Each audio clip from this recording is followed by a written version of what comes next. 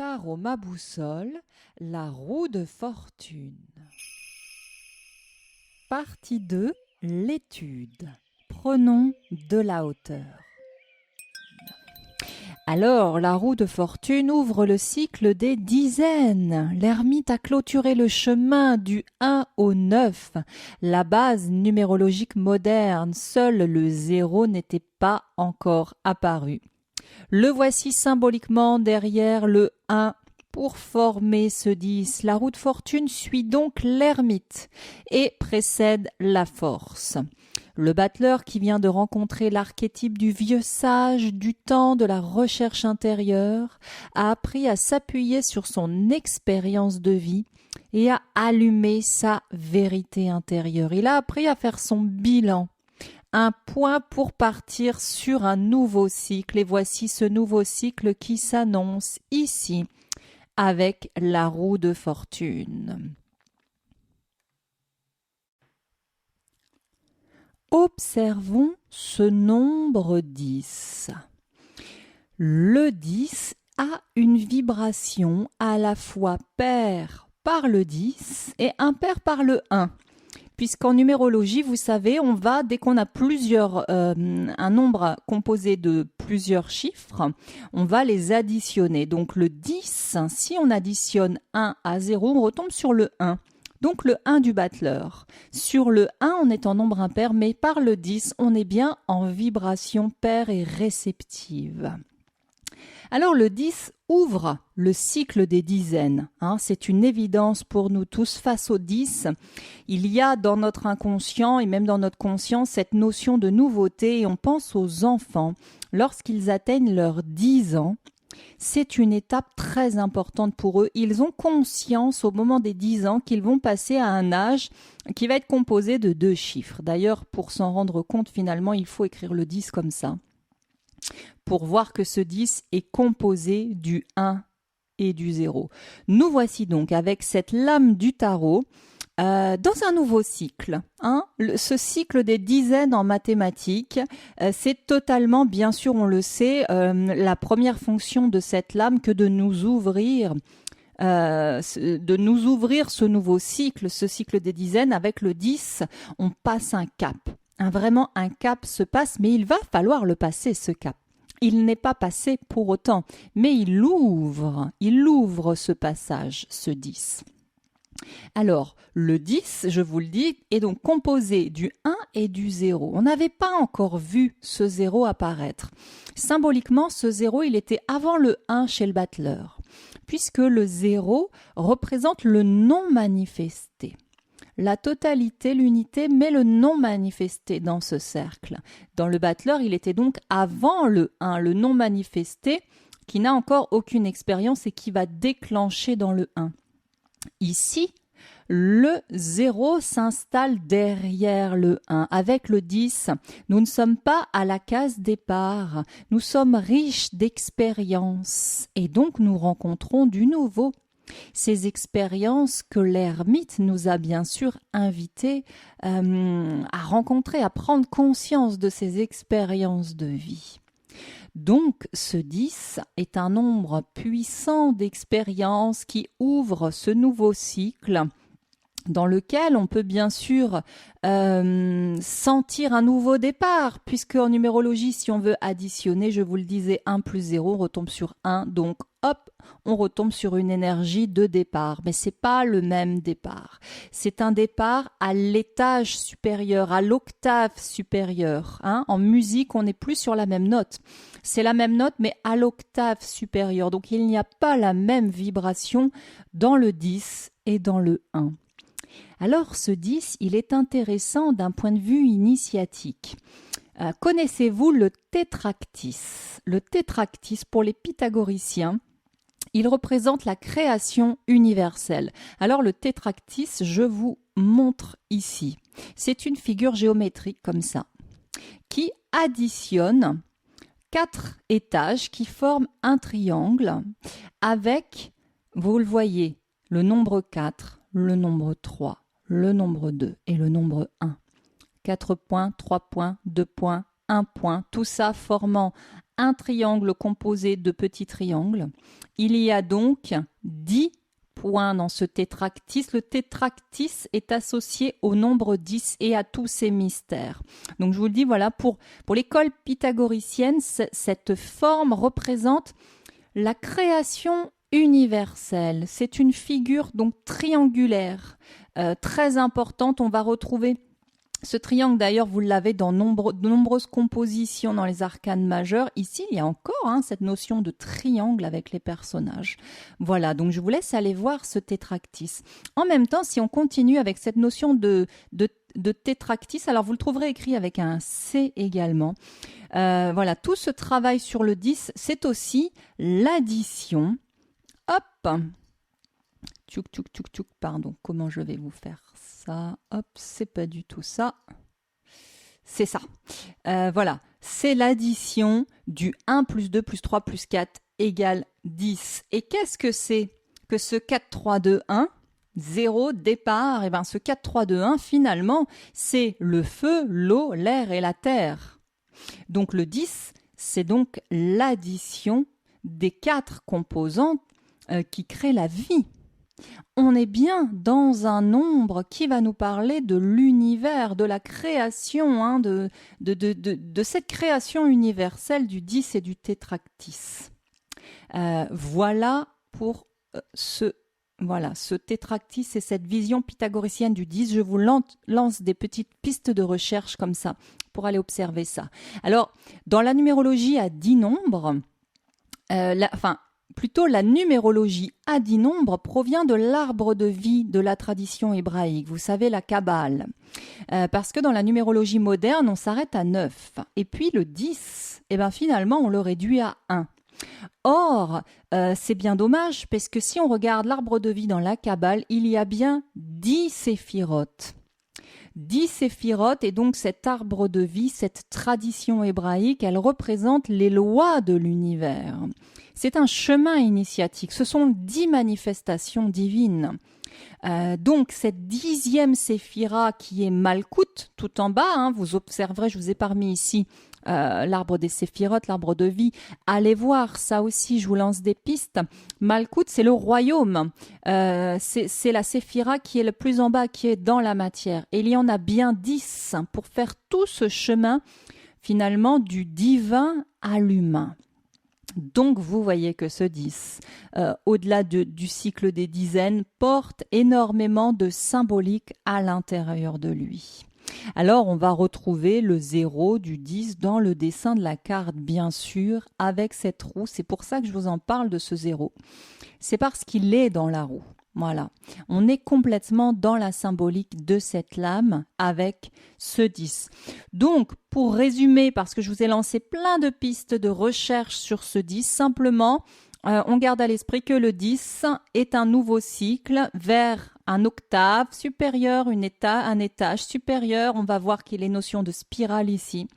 Donc, c'est un nouveau cycle, ce 10, mais attention, sous couvert de ne pas rester bloqué dans la roue, dans le cercle qui répète à l'infini les schémas. Et dans ce cas-là, le 10 ne va pas nous proposer d'évoluer. Au contraire, il va nous enfermer dans des schémas répétitifs, ce 10. Donc, nouveau cycle, oui, mais charge à nous de finalement œuvrer pour ne pas rester enfermé dans les cycles précédents.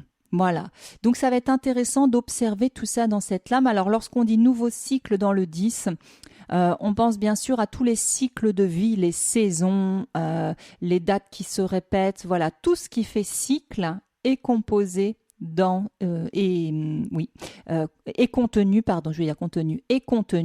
dans ce 10. Voilà, donc on garde cette notion de cycle et de changement de cycle et d'évolution avec la vibration de ce nombre. Passons maintenant au nom.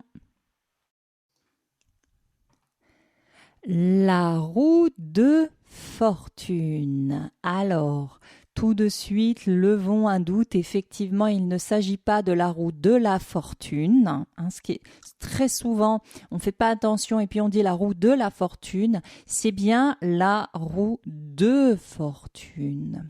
Alors, la roue de fortune. Il y a plein de choses à aller voir dans ce nom. Donc il y a ce que vous pourriez entendre à l'intérieur, bien sûr, et puis il y a la symbolique des mots directement. Alors, observons la roue. On nous parle d'une roue, on nous parle d'un objet, comme c'était le cas avec le chariot. À nouveau, on retombe sur un objet. La roue, d'une manière générale, elle est symbole de mouvement infini, ou à l'inverse d'immobilisme.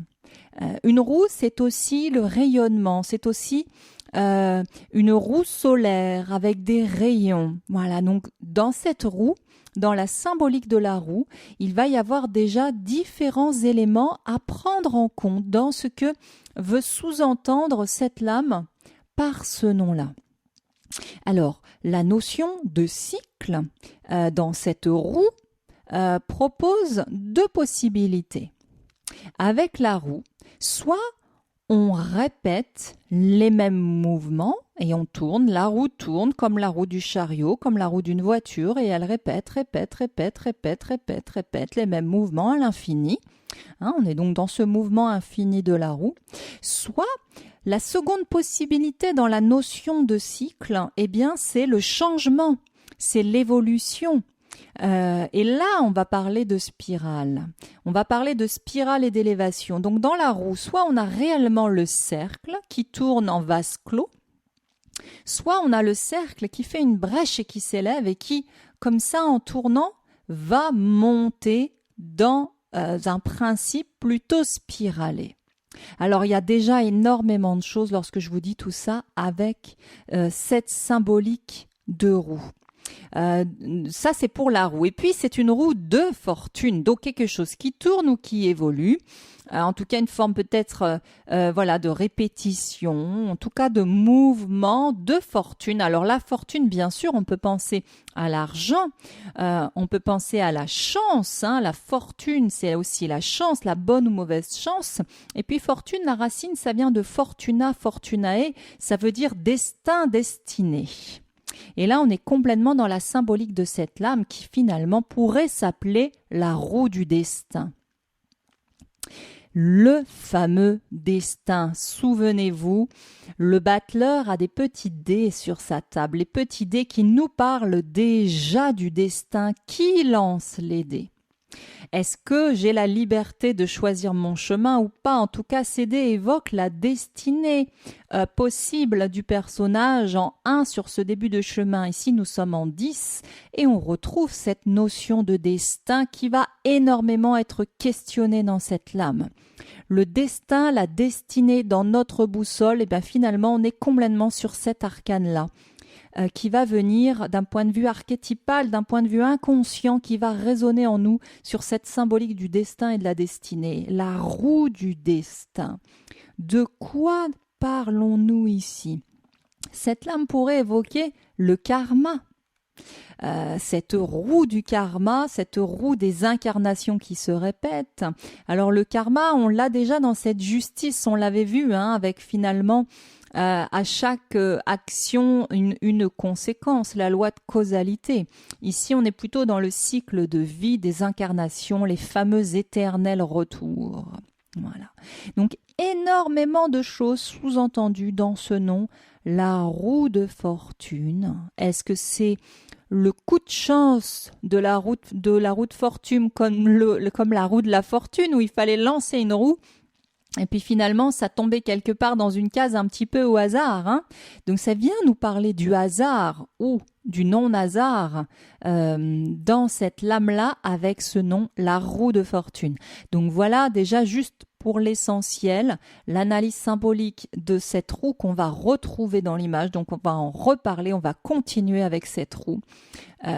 Et ce sens du destin, de la destinée, de la vie, de qui tourne la roue.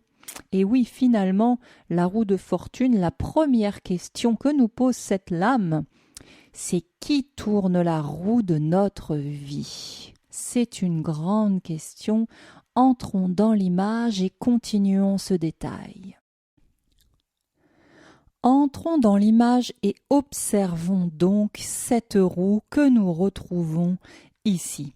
C'est la première fois qu'il n'y a pas un personnage central et qui tout du moins soit au moins un personnage humain quelque part. Nous n'avons pas d'humanité ici, nous n'avons pas de personnage reconnaissable, nous avons une situation tout à fait particulière qui pourrait paraître tout à fait imaginaire, avec une roue, une grande roue qui prend tout le centre de l'image et trois créatures plutôt animales mais assez non identifiables.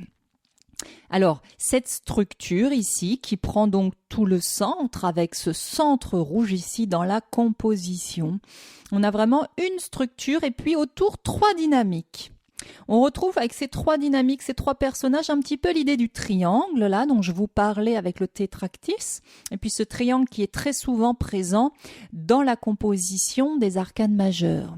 Donc on pourrait dire que dans la composition, on a un petit peu l'idée de ce triangle ici, et puis bien sûr du cercle autour duquel tout se passe, et du point central, qui est quand même très important ici, très visible au centre de la carte. Alors, finalement, retournons voir cette roue puisque nous avons déjà beaucoup parlé d'elle.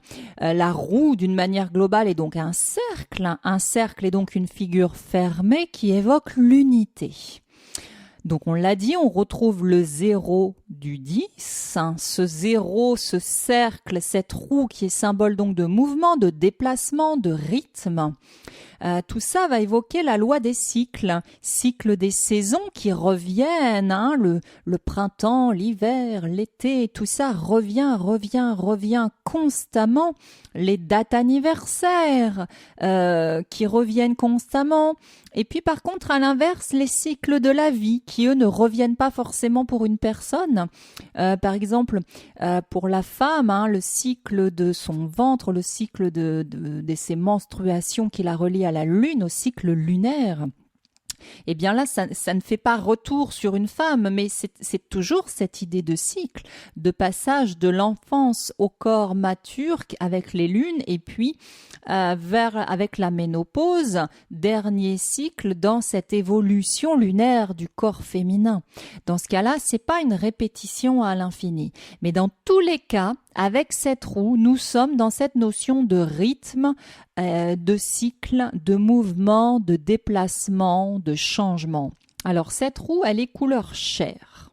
Le pourtour de cette roue est couleur chair. Ça nous parle donc de l'incarnation. Il s'agit donc des cycles concrets qu'on est amené à expérimenter concrètement dans la matière. Alors moi je vous dirais, oui, au quotidien, c'est se lever, préparer le petit déjeuner, manger, faire la vaisselle, le soir aller se coucher, le lendemain se réveiller, refaire à manger, etc. Et comme ça tous les jours. Et finalement, cette loi-là du rythme jour-nuit qui nous, dans notre incarnation, nous invite à dormir et à nous réveiller tout le temps, c'est vraiment cette roue, ces cycles, ces répétitions dans l'incarnation, dans la vie quotidienne. Parce que là, on nous parle d'abord de ça avec cette couleur chair. On est vraiment dans l'incarnation. Alors, je vous le disais un petit peu, deux possibilités. Si le cercle est fermé, c'est l'emprisonnement, symboliquement. Alors ce cercle, il devient symbole d'enfermement et de répétition. Et donc si je suis enfermé, je tourne en rond. Et cette expression-là va vraiment nous parler de l'archétype de cette lame dans notre boussole, le fameux « je tourne en rond ». Mais je tourne en rond, donc je suis prise dans cette roue infinie. On va trouver toutes les compulsions de répétition. Lorsque le cercle est fermé et qu'il est vécu comme un emprisonnement, c'est tout ce qui nous emprisonne intérieurement et qui nous fait répéter les mêmes schémas jusqu'à avoir des tocs. Voilà, on est complètement dans cette notion d'emprisonnement et de répétition. Deuxième possibilité, si la roue ou le cercle s'ouvre à un moment, alors c'est la spirale. Et la spirale, ça va à l'inverse être l'évolution. On va se libérer dans la spirale. Alors, faire tourner la roue, c'est avancer, bien sûr. Il y a cette notion de déplacement avec la roue. Quand la roue se bloque, à l'inverse, on n'avance plus. Donc on est toujours dans cette symbolique de la roue. Soit ça tourne pas, soit ça avance, soit ça bloque. Et effectivement, cette roue couleur chair va nous dire aussi qu'à un moment, quand la roue se bloque, quand les cycles de la vie s'arrêtent, c'est la mort. Alors, ce passage, mais c'est quand même la mort dans les répétitions, dans les cycles de la vie humaine. Donc cette roue nous demande, lorsqu'on observe cette lame en tarot projectif, hyper important, ça nous demande, est-ce qu'on a la sensation que cette roue tourne ou pas? Tourne-t-elle cette roue? Est-ce qu'elle tourne? Dans quel sens elle tourne? Quel est son rythme? Quelle est sa vitesse? Est-ce qu'elle a l'air bloquée? Comment faire avec tout ça? Cette roue, en tarot projectif, en tarot psychologique, c'est très intéressant de laisser l'intuition et l'imagination nous emmener dans notre ressenti, dans sa vibration, car d'un jour à l'autre, on pourra la sentir différemment et c'est donc un miroir très intéressant de notre état intérieur. Comment je me sens à l'intérieur de moi dans ma vie va montrer comment je sens également cette roue-là. Donc cette question par rapport à la roue est très intéressante. Alors si on reste sur la roue, on observe qu'il y a 6 rayons ici. 6 rayons, 3 en haut, 3 vers le haut, je voudrais dire plutôt, et puis 3 vers le bas. Alors, on retrouve la symbolique de l'amoureux, 6e lame majeure. Il faudrait finalement faire tout un lien avec cette symbolique du 6. En tout cas, on sait qu'il était question de choisir et de s'engager dans l'amoureux. Donc ici, on retombe sur ce questionnement. Nos choix nous demanderaient, sommes-nous libres ? Ou avons-nous l'illusion de décider qui choisit vraiment dans l'arcane de l'amoureux ? Qui choisit vraiment? Et parce qu'ici, ce 6-là nous donne une piste. Est-ce que c'est mes mécanismes répétitifs? On va aller voir tout de suite après cette histoire. Est-ce que c'est mon inconscient qui me fait répéter et qui me donne l'illusion de choisir? Ou est-ce que je choisis librement vraiment mon âme et conscience? Donc dans cette roue qui pourrait répéter, on a ce 6-là qui vient nous poser question par rapport à tout ça. Alors, on est sur un support jaune. Vous voyez cette grande structure qui est posée là. La roue, elle est au centre et il y a toute cette structure qui la maintient. Sinon, elle ne pourrait pas. Elle volerait dans l'air. Donc, on a un support jaune. Jaune suppose toujours une prise de conscience, une mise en lumière, une élaboration puisque c'est une structure et tout ça, ça va être indispensable pour dépasser les obstacles de la vie, là, sur cette roue, les embûches, les défis, les difficultés qui vont peut-être venir mettre des bâtons dans les roues. Voilà, on voit que le jaune, mettre de la lumière, avoir des prises de conscience sur ces mécaniques-là, va être primordial dans ce soutien de notre roue. Voilà, ces prises de conscience, ces mises en lumière, on va continuer à mettre tout ça en lumière dans cette lame, mais je vous donne l'exemple avec ces mécaniques de répétition. Si à chaque fois que je marche et que je vois un trou, je tombe dedans, cette structure jaune là qui nous invite à mettre ça en lumière va nous inviter à prendre conscience que sur ce chemin-là, il y a un trou et que peut-être maintenant que je l'ai observé, que j'ai mis de la lumière, je vais l'éviter le trou pour pas retomber dedans à chaque fois. Donc ce jaune-là, cette élaboration mentale structurée ici va nous parler de ça, de prendre du recul et d'observer les choses et de prendre conscience. Alors on continue avec cette roue, on va un petit peu dans les détails et on voit ici une manivelle blanche. Blanche, divine, pure, intouchée, inaltérable, libre, pas dans l'expérience humaine a priori, pour l'instant du moins en tout cas, qui tourne cette manivelle, qui fait tourner la roue? Est-ce que c'est Dieu? Destinée, la fortune, vous vous souvenez? Est-ce que mon destin est écrit et tout tracé finalement? C'est le grand esprit, le grand plan, le grand architecte qui finalement a tout prévu et c'est lui qui fait tourner la roue de ma vie? Ou est-ce que je suis plus existentialiste et que je pense que tout ça, ça n'existe pas et que à chaque décision, je crée ma vie? Est-ce que je suis plutôt fataliste? De toute façon, tout ça c'est écrit, donc à quoi bon attraper la manivelle puisque ce qui doit advenir adviendra? ou est-ce que je suis plus existentialiste et puis que finalement, voilà, je prends la responsabilité de tout, quitte à me dire que je suis maître de tout et qu'il n'y a rien dans l'univers, rien sous cette forme un petit peu de destinée. Voilà. Donc, évidemment, il y a un entre-deux à trouver dans tout ça parce que la roue tournera dans tous les cas. Ces cycles, le printemps va revenir, l'hiver va revenir, hein. Quoi qu'on en pense, quoi qu'on veuille faire, de toute façon, la roue va tourner. Mais sous quelle impulsion ? Ça, c'est vraiment intéressant parce que cette manivelle, elle nous invite vraiment à prendre notre vie en main. Dans notre boussole, quand cette carte de la roue de fortune sort dans un tirage, s'invite, attire notre attention, elle peut vraiment nous inviter à venir prendre les choses en main, à venir attraper cette manivelle. Voilà. Prends les choses en main, remonte tes manches, prends les choses en main et vois un petit peu où est-ce que tu peux agir dans tout ça. Est-ce que tu peux faire tourner la roue? Est-ce que tu peux toi-même impulser ce changement de cycle, impulser cette nouvelle vie? Voilà. Donc, cette manivelle à prendre en main, elle nous invite finalement, in fine, à prendre conscience des schémas répétitifs pour ne plus les répéter et changer de cycle. Hein, parce que donner un tour de manivelle, hop, c'est donner un tour à la roue. Donc, du coup, c'est pour changer de cycle, a priori, c'est quand même intéressant de prendre conscience de ce qu'on répète pour arrêter de le répéter. C'est donc complètement une invitation à quitter le pilotage automatique là. Hein. Faut changer les boutons et puis reprendre les choses en main, bien que ça nous demande un petit effort. C'est plus facile de laisser en pilote automatique. C'est plus facile de laisser la roue tourner ou ne pas tourner sans se poser de questions, en laissant les choses se faire. C'est plus compliqué de retirer ce pilotage automatique et puis de prendre un petit peu les choses en main. Voilà. Mais quelle est notre intention dans notre vie? Est-ce qu'on a envie de se créer une vie un petit peu sur mesure? Ou est-ce que finalement on accepte la fatalité d'être né dans tel pays, avec telle famille, dans telle couche sociale, etc. Et puis que c'est comme ça, de toute façon il n'y a pas le choix, je suis né là, c'est comme ça, c'était écrit, c'est mon destin, c'est la fatalité. Voilà, donc tout ça, ce sont des questions que la roue de fortune nous pose. Voilà, ce centre rouge est important aussi.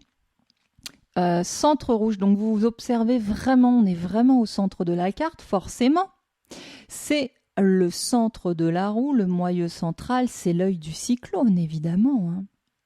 C'est le lieu du calme.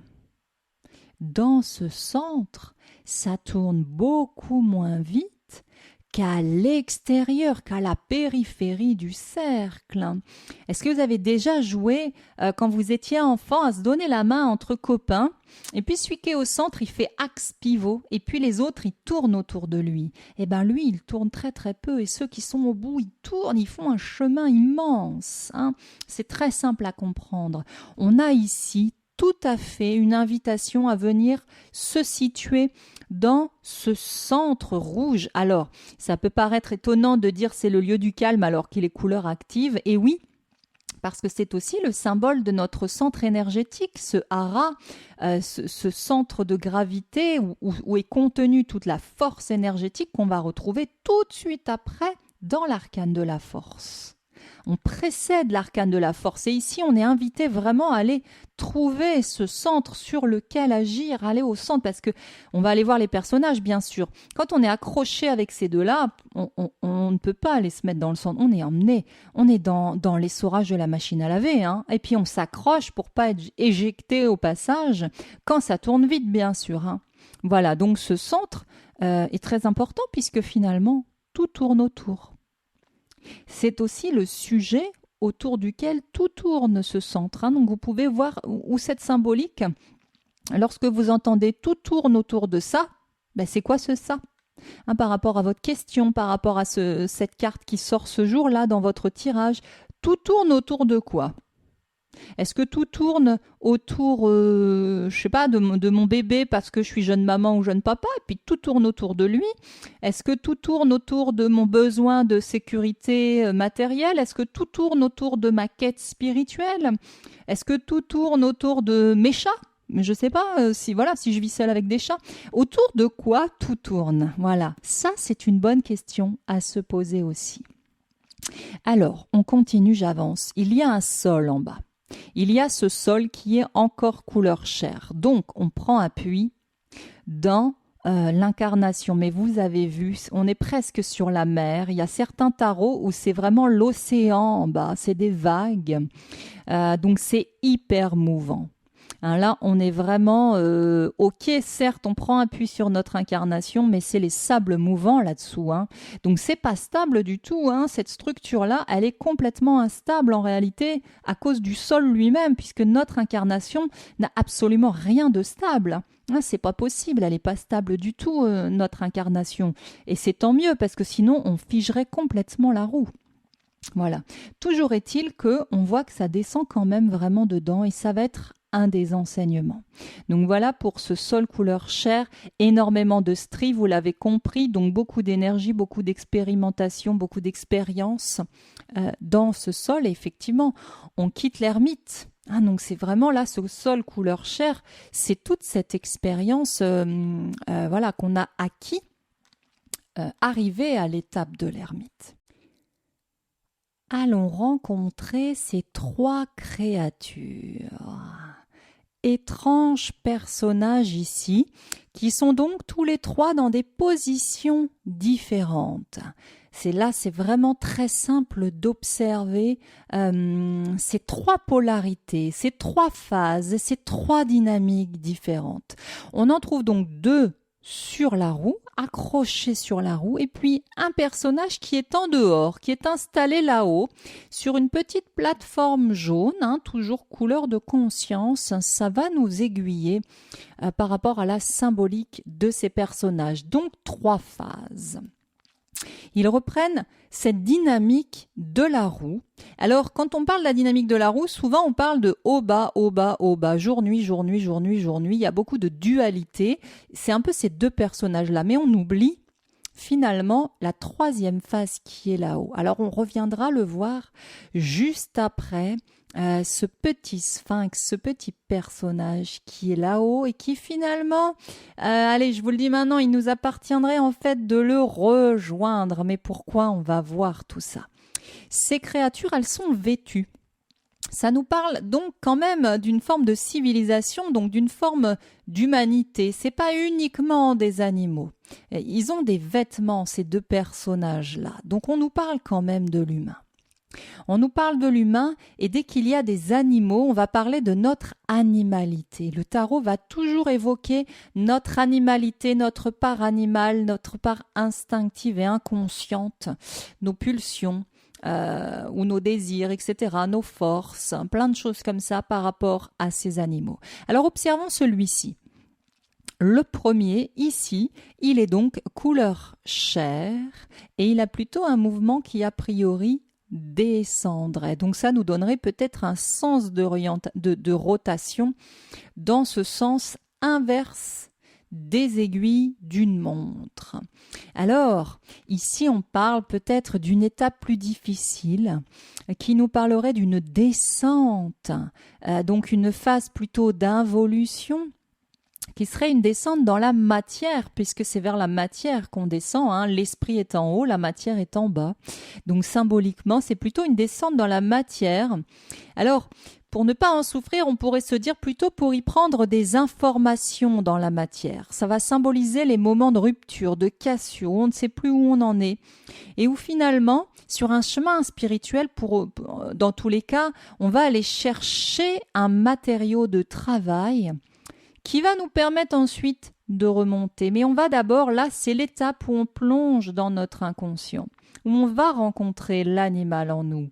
On va rencontrer tous nos programmes inconscients, tout ce qui nous fait répéter les systèmes. Eh bien, en fait, on plonge parce qu'on n'a pas le choix, parce que la vie, à ce moment-là, à cette étape-là, nous invite de toute façon à descendre. Alors, à descendre à l'intérieur de nous si on a intégré l'énergie de l'ermite. Si l'ermite est bien intégré, C'est difficile, mais c'est pas une souffrance de descendre à l'intérieur de soi et de s'isoler un petit peu du monde pour prendre du temps. Si c'est mal vécu, si, pour le coup, ça devient vraiment une souffrance et on se sent coupé du monde. Donc, dans tous les cas, c'est une étape difficile qui nous fait descendre dans tous les cas vers la matière, vers l'inconscient. En tout cas, c'est tout. On a l'impression, c'est ces chutes symboliques, hein, ces moments où ça va pas trop dans la vie, où on se sent un petit peu emprisonné. C'est vrai qu'il a pas l'air très très content, le personnage. Il a un espèce de cordon là, pris autour du cou. On sait pas trop. Il a les bras qui partent carrément avec la roue, par en dessous, par derrière. Bon, lui, il est vraiment bloqué dedans là. Hein. Voilà. Donc, en tout cas, il plonge. Il plonge, mais cette phase-là, qui sera, quand il sera arrivé tout en bas, en fait, c'est une phase de point d'appui. Parce qu'on n'est pas destiné à y rester, puisque il y a des cycles immuables. C'est même pas nous qui décidons. Ces cycles, ils se font tout seuls. Donc, il y a des moments où on a moins d'énergie. Hein, c'est tous les moins, là. Hein, involution, c'est moins d'énergie, c'est de la fatigue, j'ai plus le sens, j'ai plus le désir, j'ai plus le goût, j'ai plus envie, voilà, symboliquement tous ces états, un petit peu de déprime, ou en tout cas on n'a plus de jus, ça nous fait descendre, mais ça va remonter, et c'est un point d'appui, parce que finalement, c'est ce qu'on dit, arriver au fond, il n'y a plus le choix que de mettre un coup de pied sur le sol pour remonter. Donc en fait, c'est véritablement une phase qui va nous servir pour ensuite nous élever. Si on refuse cette descente, on ne va pas pouvoir s'élever là-haut parce qu'on ne va pas aller prendre de l'élan en bas au final. Voilà. On peut se rassurer, comme je vous disais, en disant qu'on n'est pas destiné à rester en bas puisque tout ça se fait sur une roue, donc dans un cycle. Donc, hop, on plonge en bas, on prend cette matière première, on prend dans notre inconscient, on va chercher toutes les informations, on met du jaune, on met de la lumière, on met de la prise de conscience, pourquoi je répète, pourquoi je tombe dans le trou tout le temps, comment ça se fait que je suis malade tous les mois de mars, comment ça se fait que dans ma famille se répètent des accidents tout le temps en hiver, enfin je dis n'importe quoi, ou au contraire des naissances tout le temps, tiens c'est drôle, par exemple moi dans ma famille, toutes les naissances, il y en a plein qui sont en février, tiens comment ça se fait? Bon ça c'est pas un problème vous me direz, mais quand des choses sont problématiques et qu'on répète, et je rencontre toujours le même genre de personnes, et je me plante toujours au même endroit, cette phase-là elle est hyper importante, parce que là on va aller voir, ok, il se joue quoi là? Qu'est-ce qui se joue, que j'ai encore la sensation de me planter, etc. Parce que si je me plante, je vais pouvoir pousser. Donc c'est pas grave, mais il faut encore que j'aille observer où j'ai mis ma graine et qu'est-ce qui va en ressortir, puisque je vais en ressortir dans tous les cas. Et je deviendrai, dans ma boussole du tarot, tantôt je suis lui, tantôt je suis lui. Donc là j'ai changé de couleur, je deviens jaune. On a un personnage qui a pris conscience, qui a mis de la lumière, qui est vêtu, on l'a vu, qui est beaucoup moins bloqué dans la roue. Hein. Donc ça, tout est histoire de projection. Hein. Moi, je vous dis ça, mais vous pourriez le voir encore très bloqué. Mais a priori, il est plutôt assis. Il fait presque comme corps avec la structure. Et donc, symboliquement, lui, il remonterait. Donc, on est plutôt dans une phase d'évolution ici. Symboliquement, si on n'est même plus dans des personnages, c'est une phase d'involution et d'évolution. Donc, le travail en dessous a permis de se redresser, de remonter en conscience. Ce sont tous ces moments de croissance et d'élévation. Hein. Il y a des moments où on sent que ça y est, c'est bon, là ça avance, c'est super. Tout ce qu'on a semé, c'est en train de pousser. Hein, on sent dans les entreprises les phases de croissance. Voilà, c'est important de se dire ok, j'ai fourni des efforts et là j'en vois le fruit. Je sens que ça y est, c'est en train de remonter, c'est en train de s'élever. La graine que j'ai plantée, parce que je me suis plantée, elle pousse, elle s'élève. Voilà. Donc, tous ces moments de croissance où on revient vers le haut, c'est ce personnage-là. Alors, vous voyez, il y a un petit jeu ici avec les oreilles. Qu'est-ce qu'il y aurait à entendre, ne pas entendre? En tout cas, on met l'accent sur les oreilles de ce personnage-là. Voilà. Donc, plein de choses à voir, mais finalement, après, c'est surtout le travail projectif, intuitif qui est important. Pour voir comment vous sentez ces personnages. Voilà, et puis bien sûr, allez, allons le voir lui là-haut. Troisième phase. Alors qu'est-ce qui se passe? Ok, je descends, je monte, et là je fais un arrêt, je stabilise, c'est la stabilisation ici. Je suis sortie de la roue, des schémas répétitifs, des mécaniques répétitives inconscientes. On va voir tout ça, tout ce qui se répète, tout ce qui m'accroche à la roue. Et ben là, clac, ça y est, ouf, je respire. Je stabilise les choses. Alors, c'est les moments de récompense. C'est un petit peu les honneurs, là où on est récompensé. On est sur le podium un petit peu. Voilà, c'est ça. On est vraiment récompensé des efforts qu'on a peut-être fournis là dans cette roue-là. Donc, c'est un arrêt momentané. Alors, c'est momentané. C'est-à-dire que beaucoup d'humilité. On va y retourner dans le cycle de la vie. Mais quand même, on peut profiter de ces moments-là. Parce qu'on sait que de toute façon, on repartira. Mais on repartira où? On repartira sur le 1 du 10. Nouveau départ. Je ne suis pas obligée de replonger au même endroit. Je peux faire un nouveau cycle. Simplement, je vais repartir dans un cycle à partir de là. Donc, on voit à quel point le travail avec notre roue de fortune intérieure est hyper important pour notre libération symbolique dans la vie, pour pas replonger à chaque fois la tête la première dans les mêmes choses, mais changer de cycle, continuer l'expérience, le jeu, l'aventure, mais à un autre niveau. Et pour ça, il faut absolument aller le rencontrer, lui, là-haut. Alors, je vous disais un petit peu, c'est un sphinx, ce personnage. C'est un sphinx qui va nous poser des questions, puisque le sphinx, c'est cet être mythique, légendaire, qui est composé des 4 éléments. Le sphinx, il est, donc là, on le reconnaît pas comme ça, mais on le sait que c'est le sphinx. Le sphinx, il est composé de l'ange, du bœuf, du taureau et de l'aigle, qu'on va retrouver sous forme éclatée dans l'arcane du monde. Mais ce sphinx, il est composé des 4 éléments, la terre, l'air, l'eau et le feu. Souvenez-vous, je vous parlais du tétractis, du 4 plus 3 plus 2 plus 1, feu plus terre plus eau plus air. On est dans la symbolique du sphinx. Et oui, il y a des symboles un petit peu partout là-dedans. Et donc, pour passer à l'étape suivante du 10, il faut aller rencontrer le sphinx qui garde l'entrée. Le sphinx qui se trouve à chaque étape existentielle de la vie, qui nous pose toujours la même question. Fondamentalement, qui es-tu? Qui es-tu? Sais-tu répondre à mes questions existentielles? Et parce que répondre à mes questions existentielles, ça va ouvrir le nouveau cycle derrière cette roue. Et donc, il semble dire à l'ermite que tout chemin de connaissance passe par la connaissance de soi-même. Connais-toi toi-même et tu connaîtras l'univers et les dieux. C'est exactement cette carte-là. Pour passer à un autre cycle et arrêter de répéter, il faut absolument prendre conscience et se connaître.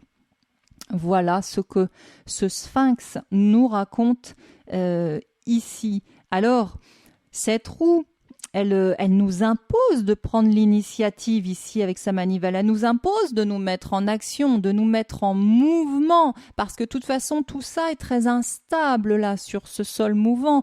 Et puis finalement, à tout moment, on risque de chuter. Donc dans tous les cas, il faut y aller. Il faut prendre les choses en main pour pouvoir aller le rejoindre là-haut. Aller rejoindre ce personnage qui n'est pas pris par la mécanique. Alors, je sais bien que dans la projection sur cette carte, souvent, il n'a pas l'air sympa. Peut-être il vous fait rigoler, mais quand on a soi-même des enfermements, des problématiques autour de l'enfermement, de l'esclavage, de toutes ces choses-là, lui, on le voit un peu comme l'esclavagiste qui accroche les personnages aux roues. Et je pense à tous ces films un peu légendaires où vous savez, il y a celui un petit peu avec le fouet, et puis il y a des grandes mécaniques, et puis il y a tous les esclaves qui sont accrochés, puis qui font tourner la roue, tourner la mécanique. On est complètement dans cet archétype-là. Voilà. Sauf ça nous invite à nous libérer. Réellement, on est sur un grand arcane de liberté, mais une liberté qui finalement se paye par les prises de conscience. Voilà. Donc, on va... oui, avant de vous dire ça, je vous dis une chose quand même importante pour terminer avec ces personnages. Bien sûr, le plus important dans un tirage tarot, que ce soit pour vous ou pour un consultant, demandez où se situe votre consultant sur la roue. C'est hyper important parce que ça va permettre de sentir sa dynamique intérieure ou notre dynamique intérieure.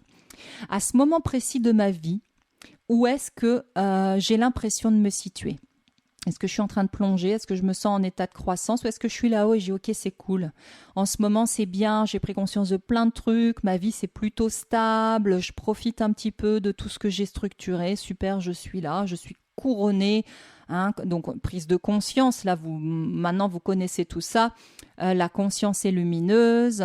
Voilà, ce personnage est bleu, donc totalement réceptif, intuitif, avec quelque chose là, cette espèce de cape, ces ailes rouges actives qui vont lui permettre de s'envoler s'il veut. Hein. Parce que finalement, lui, il est là parce qu'il le veut bien, mais il n'est pas accroché. Il peut très bien s'envoler ailleurs, hein, dans une autre composition, dans une autre musique. Il est là, mais il n'est pas obligé. C'est un petit peu différent de ces deux personnages-là. Voilà, donc ça va être hyper intéressant d'aller vous projeter dans la carte, d'aller sentir sa dynamique, d'aller travailler avec, ok, si tu es bloqué sur la roue, imaginons que la roue soit bloquée, elle ne peut pas tourner, puis je suis accroché dessus, etc. Comment j'imagine que ça pourrait se défaire? L'imagination, là, va être hyper importante. Qu'est-ce qui pourrait se passer dans cette carte si jamais j'ai la sensation que la roue est bloquée et que ma vie est bloquée en ce moment et que, voilà, dans ma boussole, ma roue de fortune est bloquée? Eh bien, l'imagination, ça va vraiment être de se demander, ok, comment on pourrait faire par magie pour venir débloquer la situation? Est-ce qu'il faut que quelqu'un vienne attraper la roue? Est-ce qu'en fait, lui, il peut juste retirer ses petites papates d'ici et puis mettre un petit coup là? Est-ce qu'il faut que lui, il vienne aider? Voilà. Tout est possible, mais ce qu'on va imaginer va être super important parce que d'un point de vue psychique, ça va nous permettre de résoudre, par l'imagination, de résoudre une problématique inconsciente. Et on sait que pour l'inconscient, le langage de l'inconscient, c'est le symbole. Et donc pour l'inconscient, ce qui se fait en rêve et en imagination ou dans la réalité, c'est quasiment la même chose. D'où tous les actes symboliques. Donc je vous invite vraiment à travailler avec votre imaginaire, avec les cartes, parce que mine de rien, vous faites travailler votre inconscient qui libère des choses et on est bien avec cette carte de libération. Et donc cette structure psychique, c'est ça. Hein. On est dans la psychanalyse avec la roue de fortune. On est vraiment dans notre structure, c'est une structure, hein, cette roue, là, il y a des montants, ça tient, c'est une structure psychique, c'est-à-dire que on est ici invité à sortir des schémas répétitifs, inconscients, de prendre conscience, en tout cas de comprendre les croyances qui déterminent nos comportements pour les modifier et donc, in fine, nous en libérer.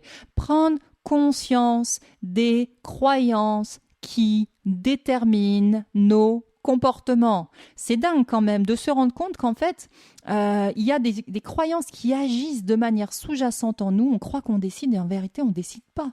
C'est quand même complètement dingue de croire qu'on est libre alors qu'on ne l'est pas. On pense qu'on décide et non, c'est pas nous. Nous ne décidons pas forcément.